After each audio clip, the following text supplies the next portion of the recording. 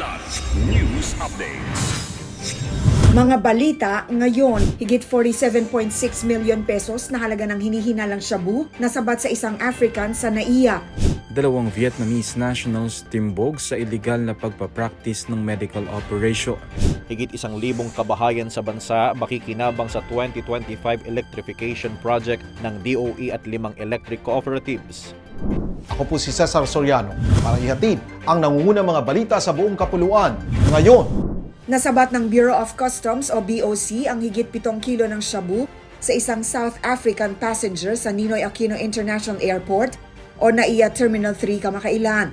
Kinilala ang suspect na si alias Anthony na dumating sa bansa pasado alas 7 ng gabi noong August 16 sakay ng Cathay Airways Flight CX-748 mula sa Hong Kong.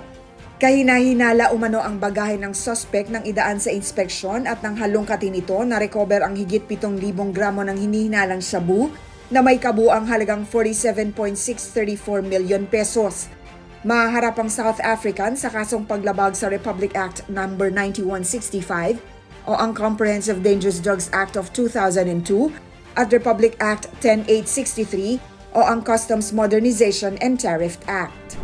Arestado ng NBI Cybercrime Division o NBI-CCD sa Parañaque City ang dalawang Vietnamese nationals matapos ireklamo na iligal na nagpapatakbo ng beauty clinic at nagsasagawa ng medical procedure ng walang lisensya. Sa pamamagitan ng social media accounts na konektado sa dalawang dayuhan, minanmanan ng NBI-CCD ang dalawa at isinangguni sa Professional Regulatory Commission o PRC kung mayroon ba silang special permit para mag-practice ng medisina sa bansa. Nang makumpirma nagkasa ng entrapment ang NBI, naaresto ang dalawa habang may operasyon. Naharap sa mga kasong paglabag sa RA 2382 o Medical Act of 1959 at RA 10175 o Cybercrime Prevention Act of 2012 ang mga suspect. Lumagda ng isang kasunduan ng Department of Energy o DOE at 5 electric cooperatives sa bansa para sa unang batch ng electrification project sa 1,000 kabahayan sa bansa.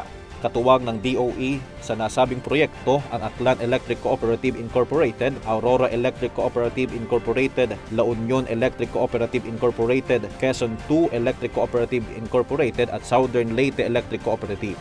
Sa nasabing Memorandum of Agreement, layong pailawan ang 1,492 households sa mga unserved at underserved barangays at sityos sa mga malalayo, off-grid at geographically isolated areas sa Pilipinas. Gagamitin dito ang 192.8 million pesos na pondo na parte ng Total Electrification Program para sa taong 2025. Pagdidiin ni DOE Secretary Sharon Garin ang pangako ng pamahalaan na bawat bahay maliwanag na nagsisiguro na makatatanggap ng sustainable energy ang bawat mamamayang Pilipino. Ako po si Cesar Soriano kasama nyo sa bawat pagputo ng balita.